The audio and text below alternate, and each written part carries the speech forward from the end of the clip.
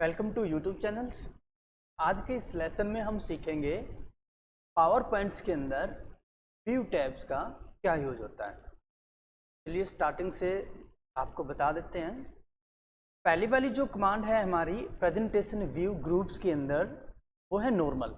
Normal का meanings होता है आपकी जो स्लाइड है वो नॉर्मल शो होगी।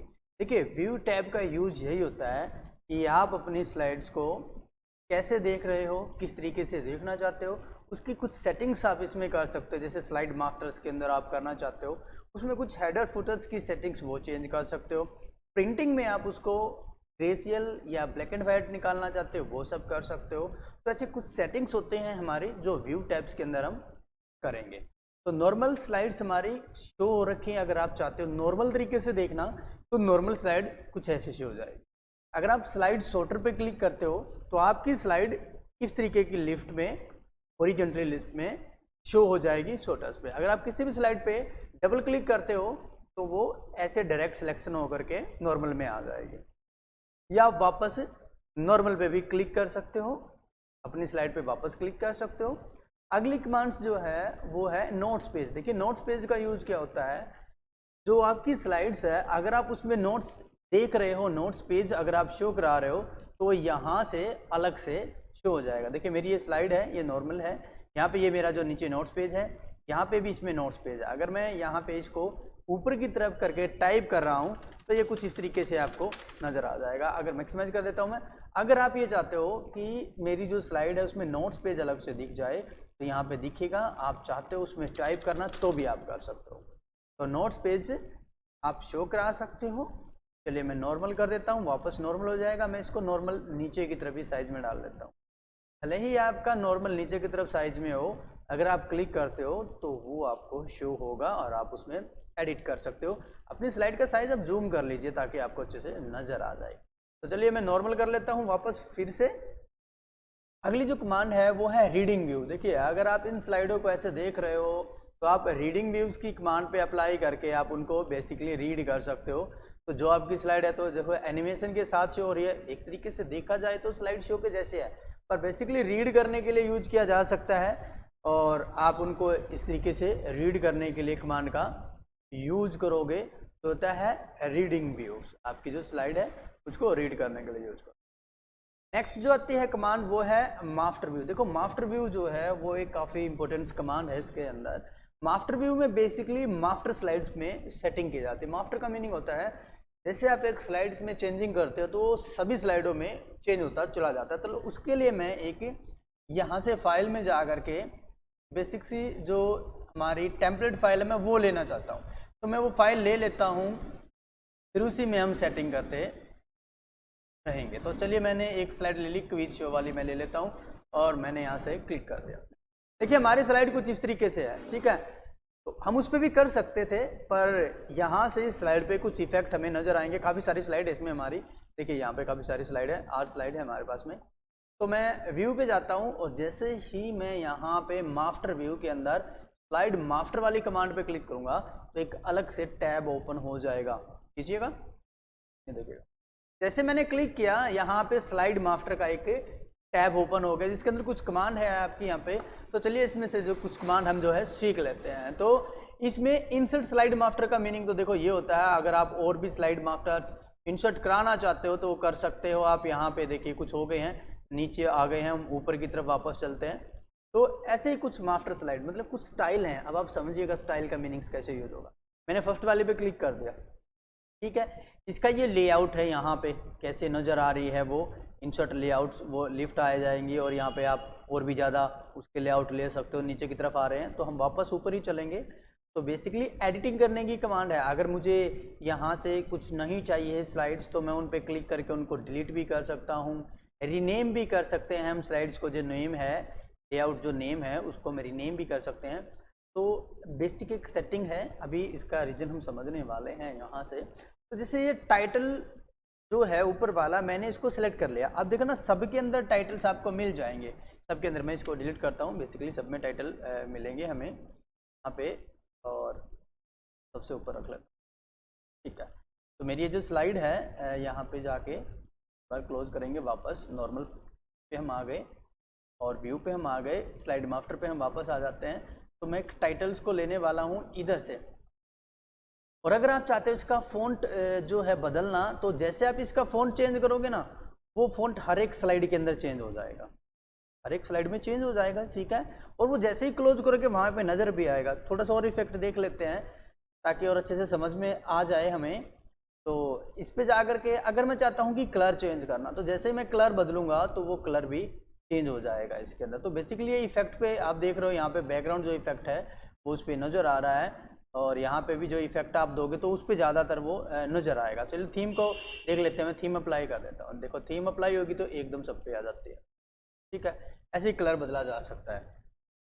आपने देखिए कलर चेंज किया सर, इन सभी स्लाइडों में वो एक साथ जो है बदल रहा है, यहाँ पे बदल गया। चलो क्लोज करके मैं दिखा दूँ आपको, ये देखिए सब में सेम सेम चेंज होगा। ये देखो क्विज शो किस तरीके से शो हो गई है। तो मास्टर का मीनिंग ये होता है कि अगर मैं किसी एक स्लाइड में चेंजिंग करता हूँ ना, तो वो सभी में जाके चेंज होता है। और अदरवाइज हम क्या करते हैं, हम अपनी मर्जी से जब यहाँ से फॉन्ट लेते हैं या बदलते हैं तो सिर्फ जो सिलेक्ट किया है उसका होता है, सभी में नहीं होता ना। तो ऐसे ही आप व्यू के अंदर जा करके स्लाइड मास्टर पे आ करके आप चेंज कर सकते हो, ठीक। अगर मैं फॉन्ट बदल दूं, अगर मैं इफेक्ट डाल दूं, थोड़ा लाइट डार्क इफेक्ट जो है वो आपका बदल जाएगा। अब देखिए टाइटल वाली कमांड भी स्टार्ट होगी हमारी। तो टाइटल शो एंड हाइड कराना, मुझे टाइटल दिखाना है या नहीं दिखाना उसके लिए, मुझे यहाँ से फुटर दिखाना है या नहीं दिखाना, उस कमांड्स के लिए यहाँ पे शो हो जाता है हमारा।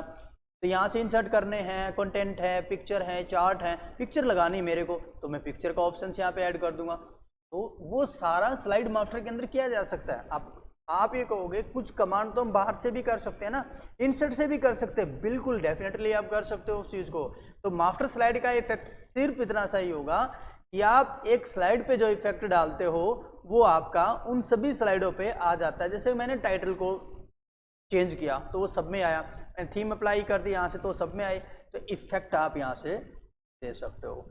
Next is background. Background style अगर आपने डाल दिया, देखो मैंने ये बैकग्राउंड डाल दिया तो यहाँ पे बैकग्राउंड इफेक्ट जो है हमारा वो इस पे अप्लाई हो जाता है। Hide background graphic, background graphic को हाइड करना चाहते हो तो वो इफेक्ट हाइड हो जाता है। Then page of settings, page की सेटिंग्स जो कि हमने पहले भी कर चुके हैं हम इस चीज़ को, उसको पोर्ट्रेट करना है या फिर उसको लैंडस्केप करना चाहते हो आप उस चीज़ को, ये सिर्फ स्लाइड के लिए हो गया, ये नोट्स पेज के लिए है। यहाँ पे साइज है वो भी आप बदल सकते हो, ठीक है। तो ये तो यहाँ पे भी आप कर सकते हो, ये सिर्फ स्लाइड के लिए होगा। This portrait and landscape your slides page setups, then click this close. तो ऐसे में आप इंसर्ट्स, लेआउट और लेना चाहते हो, इफेक्ट डालना चाहते हो, रीनेम करना चाहते हो, ये सिर्फ एडिटिंग है।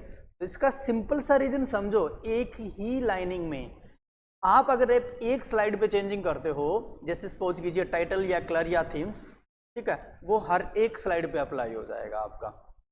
सिर्फ इतना सा ही ज़्यादा यूज़र है, तो आप एक पे चेंज करोगे जैसे टाइटल्स को, वो सब में अप्लाई हो जाएगा, सभी स्लाइडों में उस टाइटल्स का जो कलर है, उसका जो फॉन्ट है, उसका जो साइज है, इफेक्ट है, वो चेंज हो जाएगा। तो ये था व्यू के अंदर हमारा स्लाइड मास्टर का use, master of slide using करने के लिए। देन हैंड आउट मास्टर पे क्या होता है, हेडर फुटर एरिया के होते हैं। तो इसके लिए मैं अपनी नॉर्मल स्लाइड पे भी चलता हूँ, तो इसमें कुछ ज़्यादा स्लाइड्स थी इस वजह से हमने इसको लिया। अब देखिए हमारी नॉर्मल जो स्लाइड है, अब देखिए व्यू में जा करके मास्टर व्यू के अंदर हैंड आउट मास्टर्स। अब हैंड आउट मास्टर का रीजन समझो, यहाँ पे हमें कुछ स्लाइड नज़र आ रही हैं, ये इफेक्ट क्या है, मैं थोड़ा माइनस करना चाहूँगा यहाँ से साइज को।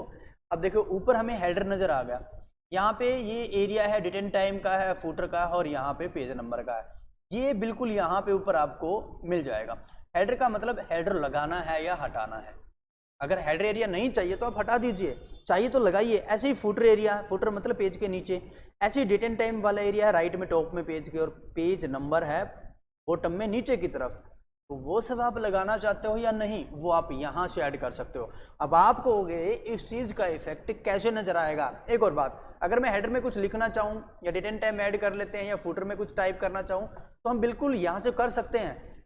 लेकिन ये सब हमारा प्रिंट के अंदर, जब आप प्रिंट निकालोगे ना, तब वो आपको नजर आएगा, ठीक है, वो प्रिंट में आएगा, याद रखे वो प्रिंट में ही आएगा। क्लियर। देन पेज सेटअप, बिल्कुल वही चीज, पेज सेटअप करने के लिए यहाँ से लैंडस्केप करना है, पोर्ट्रेट करना है स्लाइड्स को। अब आ जाते हैं स्लाइड, पोर्ट्रेट एंड लैंडस्केप करने के लिए। देन स्लाइड पर पेज, अब देखो डेफिनेटली वही वर्क है जो हम सीख भी चुके हैं। जैसे हमने प्रिंटिंग सेटिंग में भी किया था ना, बिल्कुल वही चीज़ है। तो अब यहाँ पे देखो क्या कह रहा है कि स्लाइड पर पेज, जो आपकी स्लाइड है, जैसे कि ये एक पेज है, कितनी आपको स्लाइड चाहिए प्रिंट करते वक्त, एक पेज पे कितनी स्लाइड चाहिए आपको प्रिंट करते वक्त। आपको अगर सिर्फ एक पेज पे एक आए तो आपने यहाँ से सेटिंग करनी पड़ेगी, याद रखना। अगर आप ये सेटिंग नहीं करते हो, आप प्रिंट निकालते हो और वो आपके अकॉर्डिंग नहीं आता है, तो इसका मतलब आपने पेज सेटिंग्स में स्लाइड सेटिंग नहीं की है कि पर पेज कितनी आए।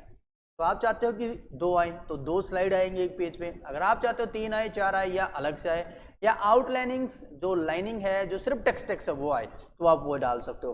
तो मैं चाहता हूँ यहाँ पे एक पेज पे 2 स्लाइड आए, तो आप यहाँ पे ऐड करोगे और ये एरिया आप डालोगे, प्रिंटिंग में आएगा वरना नहीं आएगा। थीम्स जो, अगर आपने देखो थीम डिसेबल इसीलिए है क्योंकि आपने थीम अप्लाई नहीं की है। अगर आप थीम अप्लाई करोगे तो उन सबका जो इफेक्ट यहाँ पे शो हो जाएगा। अब देखिए कोई कलर वगैरह है तो वो कलर वगैरह भी डाल सकते हो। ये सब किस पे अप्लाई होंगे, थीम पे, जो कि हम पीछे अभी पिछली वाली जो स्लाइड्स में, मास्टर स्लाइड में हम सीख के आए हैं उस चीज़ को, तो बिल्कुल वही इफेक्ट है, यहाँ पे आप डाल सकते हो उस चीज़ को। अब यहाँ पे बैकग्राउंड भी, बैकग्राउंड आपने डाल दिया। अब देखो आपने बैकग्राउंड तो दे दिया, अब थीम का आप देखिएगा, देखो यहाँ पे है फ़ॉन्ट है, फ़ॉन्ट तो इफेक्ट आ जाएगा इसके अंदर अगर आपने लिख रखा है। कलर वगैरह का इफेक्ट है, वो आपकी जैसी थीम होगी उसके अकॉर्डिंग वर्क करने वाला है। Then of close is close, तो क्लोज हो जाएगा, जो आप अप्लाई कर दोगे वैसा इफेक्ट उस पर अप्लाई होगा, थीम के साथ में वो वर्क करेगा। अब सेकंड रीजन समझिएगा, व्यू के अंदर आकर के अगला है नोट्स मास्टर। नोट्स का मतलब होता है जो आपका नोट्स एरिया है उस चीज़ की सेटिंग्स करने वाला है, और with header and footer settings. देखो header area, this header area, then of date and times, this is side of date only, then of bodies, this is body of part in yours. जो paragraph आप type करते हो नीचे वाला जो notes page आप बोल सकते हो जिसको, वो वाली सेटिंग्स इसमें होते हैं। तो ये बॉडी होती है आपकी स्लाइड्स पेज के अंदर। तो then of page number bottom में नीचे राइट की तरफ जो हो जाएगा, दिस इज फुटर एरिया, ये फुटर एरिया। तो आप टाइप कीजिएगा बिल्कुल, तो वही इफेक्ट इसके अंदर आपको नजर आ जाएगा। ये बिल्कुल सेम वही चीज़ है तो अभी कर चुके। तो ऐसे में आप यहाँ पे वो सारी सेटिंग्स यहाँ से अप्लाई कर सकते हो। तो चलिए मैं क्लोज कर देता हूँ। देन व्यू पे आकर के तो हमने notes master, handout master and slide master की सारी सेटिंग्स यहाँ से सीख लिया। ठीक है, तो चलिए अब नेक्स्ट कमांड सीख लेते हैं। बहुत ही इजी सा है, show and hide settings only on your slides. Then of ruler, show and hide rulers your slides. Then of guidelines graph, तो आप अपनी स्लाइड में ग्राफ डाल सकते हो। देखिए ग्राफ का यूज करना है, ग्राफ के साथ में वर्क करना है, वो आप यहाँ से अप्लाई कर सकते हो। हाँ, ये प्रिंट में नहीं आएगा। ग्राफ जो होता है आपका जो सेटिंग्स के लिए है कि ग्राफ वाइज अगर आप वर्क कर रहे हो तो।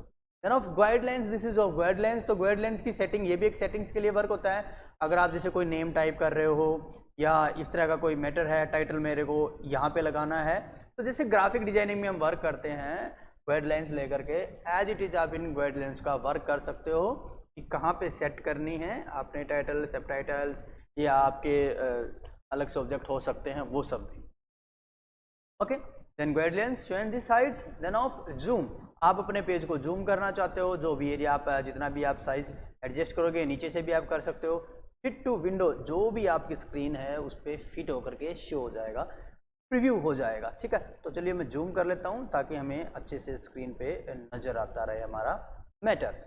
अब नेक्स्ट जो आता है यहाँ पे वो है ग्रेसियल। देखो black and white and grey, अगर मैं ब्लैक एंड वाइट करता हूँ तो सारा मैटर मेरा ब्लैक एंड वाइट हो गया, और अगर मैं प्रिंट निकालूंगा तो वो ब्लैक एंड वाइट निकलेगा। और इस तरह के इफेक्ट इसमें भी है, कुछ इस तरीके का हो जाए, ऐसा हो जाए, या थोड़ा सा इफेक्ट ऐसे आ जाए। अब मेरा इस पर क्लिक है तो मैं इसके अकॉर्डिंग करूँगा तो फिर ये इस पर आ जाएगा, वो आप डाल सकते हो यहाँ से। तो मैं बैक करता हूँ तो नॉर्मल हो जाएगा। अगर मैं फिर से व्यू पे जा करके ओके ग्रे चिल करता हूँ तो ग्रे कलर में हो जाएगा। आप देखो इसका बेसिकली ज़्यादा इफेक्ट कब नज़र आता है, जब हम कोई डिजाइन वगैरह डाल लेते हैं तब उसका इफेक्ट आता है। देखो मैंने डिजाइन डाल दिया यहाँ पे, क्या मैं फिर कुछ और डिफरेंट में डालने वाला हूँ जो सारे पे फिल हो जाएगा कुछ इस तरीके का। चलिए मैंने डिजाइन जो है यहाँ पे दे दिया है, और मैं इस पे व्यू पे जा करके कहता हूँ ग्रे कलर में आ गया। देखो ऊपर वाला भी ग्रे कलर में आ गया। अगर मैं चाहता हूँ कि व्यू पे वापस जा करके ब्लैक एंड वाइट, तो full and full black and white. ऊपर जो डिजाइन था ना वो ग्रे कलर में था, हल्का फीका आ रहा था, कहने का मीनिंग तो बिल्कुल भी नहीं नजर आ रहा है ना। तो ऐसे में आप ग्रे कलर करना चाहो या ब्लैक एंड वाइट प्रिंट करना चाहो तो अपनी स्लाइड का वो कर सकते हो। तो ये बिल्कुल ईजी सा एक स्टेप है। अब चलिए नेक्स्ट कमांड जो विंडोज के अंदर है वो है न्यू विंडोज। अब देखिए न्यू विंडोज का क्या यूज होता है, यहाँ पे मैं एक नई विंडो डाल लेता हूँ। न्यू विंडोज में एक और नीचे की तरफ आप देखते हैं स्क्रॉल बार पे आपका जो टास्क बार है नीचे की तरफ आप देख सकते हो, तो यहाँ पे एक न्यू विंडो शो हो जाएगी और आप इनको स्क्रॉल करके यूज करोगे। कब, कैसे? अब अक्सर आपने कभी देखा भी होगा, सीखा भी होगा, चलो इसकी सही तरीके से आपको इन्फॉर्मेशन शायद ना मिली हो। क्यों?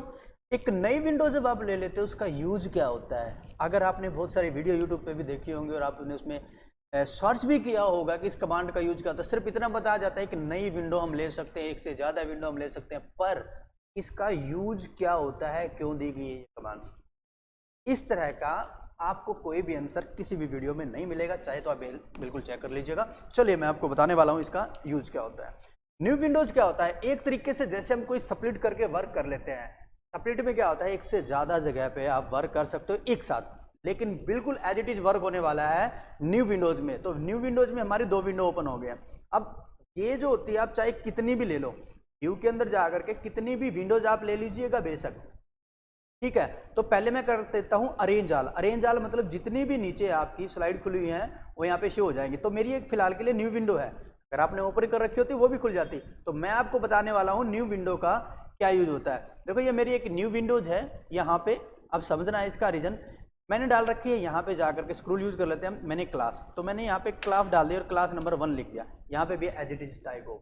तो फिर न्यू विंडो का क्या फर्क हुआ, आप ये सोच रहे होगे कि ये सेव एज के जैसे काम करेगी, बिल्कुल भी नहीं, ये आपकी ऐसे ही रहेगी। तो फिर फायदा क्या है, बिल्कुल ज़्यादा सस्पेंस नहीं बढ़ाते हैं, तो क्लियर सी बात करने वाले हैं। यहाँ पे मैं इस स्लाइड पे काम कर रहा हूँ, ठीक है, स्क्रीन पे, और यहाँ पे मैं स्लाइड नंबर 3 पे काम करने वाला हूँ। अब देखिएगा स्लाइड नंबर 3 पे मैं काम करने वाला हूँ, मैंने स्लाइड नंबर डाला और मैंने यहाँ पे डाल दिया GSS, और इधर मैं काम करने वाला हूँ इस पे, ठीक है। तो चलिए मैं मैक्सिमाइज कर लेता हूँ। अब मैक्सिमाइज मैंने किया, मैं स्लाइड नंबर 3 पे गया, GSS लिखा हुआ है और यहाँ पे मेरा वही वर्क है। तो मीनिंग सिर्फ इतना सा होता है कि आप एक विंडो निकाल लेते हो और अगर आप चाहते हो आप अपनी स्लाइड्स को स्टोर डाउन करके अलग अलग जगह काम करना चाहते हो या एक दूसरे के अकॉर्डिंग उसकी हेल्प लेना चाहते हो, काफ़ी नीचे स्लाइड है और स्लाइड में से देख के वर्क करना है, पर्पज कुछ भी हो सकता है आपका। तो एक विंडोज जो न्यू ली जाती है वो सिर्फ और सिर्फ एक हेल्प के तौर पे आप उसको यूज कर सकते हो। अगर आप ये सोच रहे हो कि वो एक अलग फाइल बन जाएगी, या ऐसा कुछ भी नहीं है, ठीक है। इसके लिए आप भले ही सेव एज करो, अगर आप उसमें चेंजिंग करते हो और आप सेव एज करते हो और आप ये सोचोगे कि हमारी मेन फाइल में नहीं होगा, तो ऐसा बिल्कुल भी नहीं है, मेन फाइल में होगा। वो सिर्फ एक विंडोज, एक स्क्रीन है, एक तरीके से देखा जाए तो ये क्लियर सी बातों में जाता है, वो एक स्क्रीन है एक तरीके से देखा जाए। तो उस पर आप अलग वर्क कर सकते हो, स्प्लिट करके, साइज करके, अरेंज करके, 2 जगह है, इस स्लाइड में करना है, इस स्लाइड में करना है, एक साथ आपको दिखता रहेगा। बस इतना सा यूज होता है इस चीज़ का, ये आप आगे भी समझ लीजिएगा। अगर कहीं भी अगर आपको इस तरह की कोई कमांड मिलती है तो उसका यूज यही हो। क्लियर? नेक्स्ट अब आ जाता है, देखो कैसेट्स। अब सपोज कीजिए यहाँ पे आप यूज करते हो, एक के पीछे एक फाइल आएगी, एक स्लाइड आएगी, ये कह लीजिएगा एक प्रेजेंटेशन शो हो जाएगी, चाहे आपने अलग से कोई फाइल ओपन कर रखी होती, ये तो विंडोज़ है, सेम एक तरह की फाइल ही है, और अगर आपने ओपन करके कोई और फाइल भी ले रखी होती यहाँ से इसके अंदर, तो वो फाइल यहाँ पे बिल्कुल शो हो जाती है इसके पीछे। तो कैसेट साइज में आप अपनी फाइल्स को खोल सकते हो, ठीक है। अब आगे आता है मूव स्प्लिट। अब देखो मूव स्प्लिट का रीजन समझिएगा, मैं आपको क्लियर बता देता हूँ। अक्सर आपने क्लिक करके देखा होगा कि इस पर कोई इफेक्ट नज़र नहीं आता है, और हम इसका यूज क्या करते हैं। अब हमने माइक्रोसॉफ्ट वर्ड सीखा है, हमने डेटा एक्सेल भी किया है, एडवांस एक्सेल, माइक्रोसॉफ्ट एक्सेल भी हमने सीखा है, ठीक है। तो उनमें तो इनका जो इफेक्ट है, इनका जो वर्क हम करते हैं वो बिल्कुल क्लियर समझ में आ जाता है और नज़र भी आ जाता है कि अगर मैं वर्ड के अंदर करूं तो जैसे ही मैं स्प्लिट करूं, मतलब स्प्लिट करता हूं, तो वहां पे एक बीच में से स्प्लिट हो जाता है, पर ये एक मूव सेटिंग है, ठीक है, उसमें सिर्फ स्प्लिट लिखा होता है। और ऐसे ही अपने हमारे जो हमारा एक्सेल होता है, डाटा एक्सेल होता है, उसमें भी एक कमांड हमारी मिल जाती है स्प्लिट वाली, तो उस पर भी आप स्प्लिट कर लेते हो, तो अलग से एक पार्ट बन जाता है और हम एक से ज़्यादा जगह पे वर्क कर सकते हैं एक साथ, एक ही विंडोज़ के अंदर। तो यहाँ पर इसका यूज क्या होता है, आपकी जो स्लाइड आपकी स्क्रीन पे जो शो हो रही है और इधर जो लिफ्ट आपकी नज़र आ रही है स्लाइडों की, उनको स्प्लिट करने के लिए सेट किया जाता है सिर्फ अपने पेज को। तो मैं देखना कैसे करता हूँ, जैसे ही मैं इस पर क्लिक करूंगा ना, मेरा जो माउस कर्सर है वो यहाँ नजर आएगा। एक बार फिर से समझ ले, जैसे ही मैं इस पर क्लिक करूंगा मूव स्प्लिट पे, तो मेरा कर्सर ऑटोमेटिकली इस कॉर्नर में आएगा। कैसे? जैसे मैं इस पर क्लिक करता हूँ तो मैं इसको इधर बढ़ा सकता हूँ, इधर मैं इसको यहाँ से कम भी कर सकता हूँ, ये देखो इधर कर सकता हूँ, इधर से मैं ऊपर की तरफ कर सकता हूँ, नीचे की तरफ कर सकता हूँ। अब देखो मैं थोड़ा सा इधर ही करके दिखाता हूँ। तो वो सिर्फ हमें एक स्प्लिट के लिए एक मैसेज दे रहा है। तो यहाँ से आप इसको सेलेक्ट करते, देखो विंडोज़ की डिटेल के लिए बता रहा है कि आप उसको स्प्लिट कर सकते हो, डॉक्यूमेंट को सेट कर सकते हो, उसको एडजस्ट कर सकते हो। तो कैसे? अब जैसे मैं मूव स्प्लिट पे क्लिक करूंगा तो मेरा मैटर वहां पे आ गया। अब डायरेक्शन की का मैंने यूज किया, ऊपर लेके गया मैं ऊपर आ गया, नीचे करता हूं नीचे आ गया, राइट में किया राइट में आ गया। कीबोर्ड से डायरेक्शन की को यूज करना है।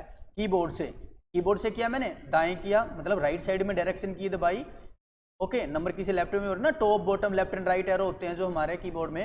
नीचे किया नीचे आ गया, ऊपर किया ऊपर आ गया, लेफ्ट में किया लेफ्ट में, राइट में किया राइट में। इतना से सेट करना, फिर एंटर कर देना है तो एक्टिवेट हो जाएगा बस। और आप चाहो तो डायरेक्शन की का यूज ना करो, मूव टू स्प्लिट करो, उसको आप अपनी मर्जी से करो। पर है ना, मूव टू स्प्लिट जो हम कर लेना चाहते हैं ना, वो आपने डायरेक्शन की के इफेक्ट में ज्यादा नजर आएगा। अगर आप यहाँ से इस पे आते हो, देखो अभी कर्सर है, अभी कर्सर है, अब मैं भले ही कर्सर मेरा माउस वाला ऊपर है, अब यहाँ पे आपको एरो नजर आ रहा है और मैं डायरेक्शन की यूज कर रहा हूँ तो ये वही वर्क कर रहा है। तो इसलिए आपने डायरेक्शन की का यूज करना है। वरना अगर आप माउस की से करते हो तो आप डायरेक्ट करो ना, माउस कर्सर के साथ में डायरेक्ट करो, बिल्कुल भी वहां जाने की जरूरत नहीं है। तो move to split your windows size, ये भी क्लियर हो गया। अब नेक्स्ट है स्विच विंडो। स्विच विंडो का मतलब होता है किस विंडोज को ऑन करना है आपको। विंडोज मतलब जो आपने पीछे फाइल खोल रखी है, न्यू विंडोज, या तो इसी की है। अब ये देखो नीचे हमारी 3 आ गई, या आपने अंदर जा करके रिसेंटली में जा करके, जैसे मैंने ये ले ली, ये तो स्लाइड शो टैब है, ओके। मैं यहाँ जाता हूँ रिसेंटली में जा करके, मैं इसमें से एनिमेशन ले लेता हूँ। ये देखिए ये आ गई हमारी। तो मैं व्यू में जा करके अगर यहाँ से स्विच टू करता हूँ तो मुझे स्लाइड शो नंबर 1 पे जाना है, मुझे स्लाइड शो टैब इस पे जाना है, व्यू टैब हालांकि हमारे आज की जो क्लासेज है तो मुझे इस पे जाना है। या फिर आप क्या करते हो, नीचे टास्क बार पे आते हो, विंडो टास्क बार पे कर्सर लेके आते हो, यहाँ पे आपको नजर आती हैं, इस पे जाना है, इस पे जाना है, इस पे जाना है। आप ऐसा करते हो ना तो ये बिल्कुल वही चीज़ है। इस पे जाना चाहते हो, इसको खोलना चाहते हो ऊपर, या जिसको भी आप खोलना चाहते हो आप उस पर क्लिक करोगे, वो आपकी ओपन हो जाएगी। तो आज की जो क्लास है हमारी कंप्लीट हो जाती है। पावर पॉइंट में व्यू टैब जो है हमारा वो क्लियर हो जाता है। तो उम्मीद करते हैं आपको बिल्कुल एक एक कमांड अच्छे से समझ में आ गई होगी, ठीक है। तो फिर मिलते हैं फिर एक नेक्स्ट क्लास में, तब तक के लिए नमस्कार।